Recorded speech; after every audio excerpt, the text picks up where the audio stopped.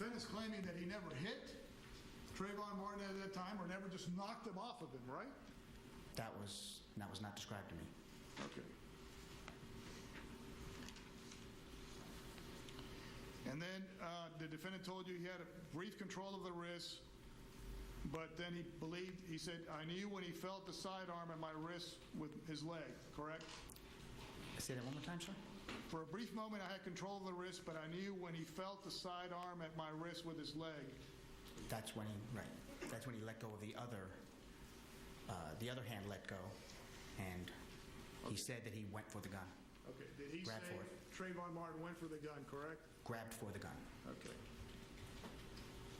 And I think you quoted him as saying he took his hand that was covering my nose and went for the gun, saying something at that point, correct?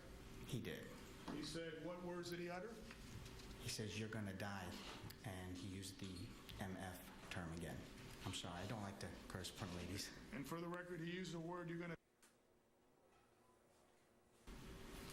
And then I think he got... And at this point, we're going to take a quick break, and the his testimony grip will on be the back gun. after this. When the guy grabbed him, What are you doing? Oh, hey. Using night vision goggles to keep an eye on my spicy buffalo wheat thins. Who's gonna take your wheat I don't thins? know. An intruder. The dog. Bigfoot. You get the light? What's going on? Hurry up, it's close! It's a Yeti! Must have wheat thins. You wait all year for summer. This summer was definitely worth the wait.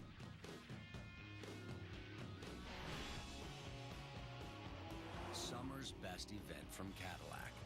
Let summer try and pass you by. Lease all-new Cadillac ATS for around $299 per month, or purchase for 0% APR for 60 months. Come in now for the best offers of the model year.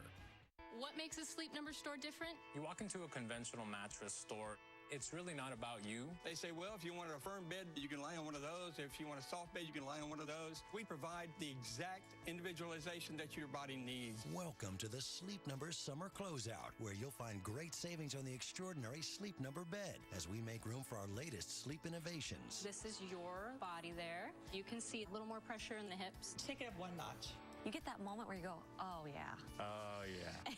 And it's perfect. They had no idea that when they came to a Sleep Number store, we were going to diagnose their problems and help them sleep better. And now, save $500 to $800 on the closeout of our Memory Foam and I-Series bed sets. Plus, special financing for 1 week only. Once you experience it, there's no going back. Don't invest in a mattress until you find your Sleep Number setting. But you won't find the Sleep Number bed in an ordinary mattress store. Only at the Sleep Number store, where queen mattresses start at just $6.99.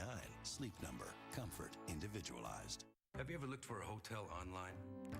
Did you notice that there's so many prices out there for the exact same room? Trivago searches hundreds of websites at the same time and shows you the most popular hotels. You can then easily compare all the hotels that meet your search criteria and find the room that is ideal for you. Remember, Trivago shows you all the different prices for the exact same room. That's how you can be sure that you find the ideal hotel for the best price. Hotel Trivago.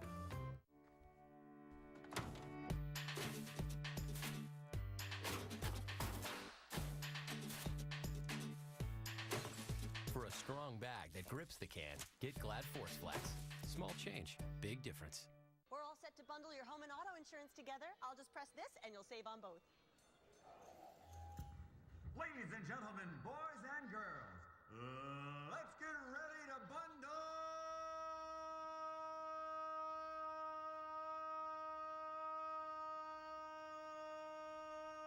Oh, yeah, sorry. Let's get ready to bundle and save. Now that's progressive. Oh, I think I broke my spleen. Home insurance provided and serviced by third-party insurers. Welcome back. We continue to cover the George Zimmerman trial. On the stand right now is Mark Osterman. Osterman being George Zimmerman's self-described best friend, also the place where George Zimmerman and his wife lived after Trayvon Martin was shot and killed. Lisa Bloom is joining me and watching this as well. Lisa, why is he being called as a prosecution witness? Is it because he wrote the book Defending Our Friend, the Most Hated Man in America, exploring Zimmerman's time living with Osterman and his wife? Well, Well, I don't think that's reason enough to call him for the prosecution, so I'm waiting for some powerful moment that has not yet come. He is Zimmerman's best friend, as you say. He even got in at the beginning of his testimony that he cares very much about George Zimmerman, smiled at him. All of the testimony he's given has been slanted in favor of George Zimmerman, as you would expect. Yes, he wrote a book. He did an interview on Dr. Phil. It may be simply that he gave a very detailed version of the story relayed to him by George Zimmerman, and the prosecution's going to use that to show further inconsistencies in George Zimmerman's story. All right, Lisa, we're going to dip back in and listen up to how this is going. But you didn't put it in the book, correct? Correct.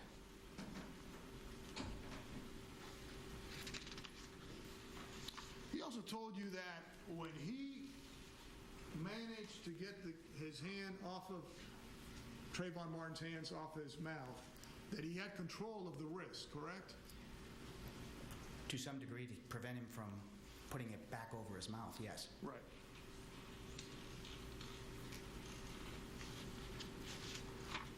And he told you that the defendant managed to break the grip on the gun where the guy grabbed it between the rear side and the hammer, correct? Whether it was the gun or the leather casing or just reaching down there and grabbing something. Right, but I think... broke the grip of the gun or the holster. Now, you didn't refer to the holster when you wrote it down in the book, correct? You just put gun. Correct. Right? Because the holsters, that's exactly the place where the holster holds the firearm in place. So whether it was actual firearm or holster, I didn't see a difference. If someone grabs a hold of the holster or grabs a hold of the gun, their intent is probably the same. And the defendant's telling you then that he shot at Trayvon Martin, but he didn't know whether he struck him or not. He thought the shot went wide, correct? He did say that.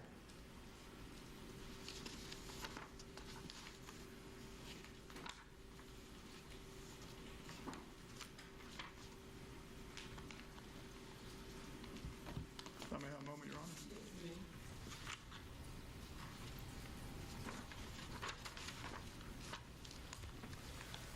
I don't have any further questions. Thank you, Cross. Yes, Ms. Schumer. Morning, sir. How are you? Fine, sir.